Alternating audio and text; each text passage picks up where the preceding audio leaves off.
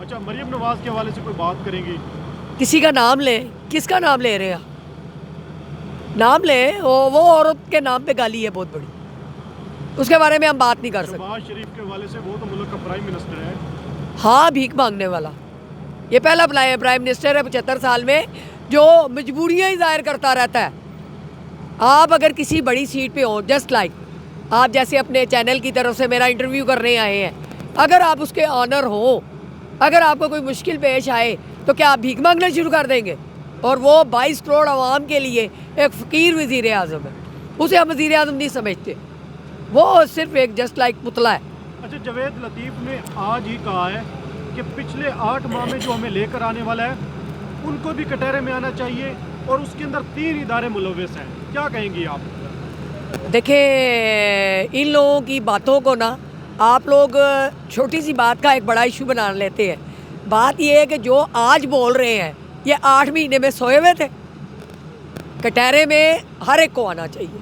हम ये कहते हैं, देखें खान साहब को गोलियां लगी, ठीक, बेबसी की क्या इंतहा गई, ये 3 बंदों को उन्होंने नामजद किया, इस्टेब्लिशमेंट ने उनको आगे नहीं आने दिया।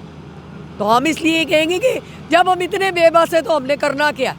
कोयलों की दलाली में मुंह काला कर रहे हैं हम लोग, हम पीछे नहीं हटेंगे, पीडीएम को आगे नहीं हम बढ़ने देंगे। बहुत जुल्म कर लिया, बहुत बर्दाश्त कर लिया, और सबसे ज़्यादा फजलुर रहमान साहब, आप सुन लें, आपकी मौलाना गिरी तो गई, ख़त्म हो गया, अब हम गुलाम नहीं रहेंगे और इंशाल्लाह आपको बताएंगे आज़ाद कैसे हो। सर्दी में आप यहाँ पे आई हैं दिसंबर में? कोई सर्दी नहीं, कुछ भी नहीं, 56 मेरी एज है और मैं इस वक्त नेल्लौर से आई हूँ इस जलसे के लिए, इसलिए कि हमारे अंदर ये है कि हमारे बच्चे आज़ाद हो जाएं, महकूम ना रहे। आज गरीब बंदा आटा लेके नहीं खा सकता, आज बच्चे भूखे मर रहे हैं, अब नहीं निकलेंगे तो कब निकलेंगे हम?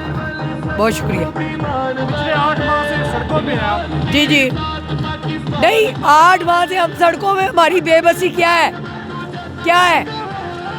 आप लोग नहीं ये समझ रहे कि ये जो 172 लोग हैं इन्होंने हमें गुलाम बना के रखा हुआ है, हम इनसे आज़ादी चाहते हैं और इंशाल्लाह अब हम आज़ाद होंगे।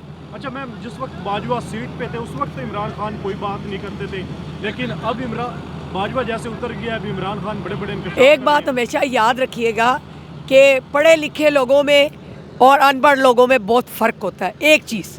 दूसरे नंबर पे हम पहले भी फ़ौज का एहतराम करते थे, इस्टेब्लिशमेंट का एहतराम करते थे, आज भी करते हैं, लेकिन कुछ चीज़ें जो जब नज़र आती हैं तभी उनका जवाब दिया जाता है। लेकिन अगर पंजाब और KPK में इलेक्शन होते हैं, वफाक में इलेक्शन नहीं होते, फिर क्या एहतजाज करेंगे, इस्लामाबाद को बंद करेंगे?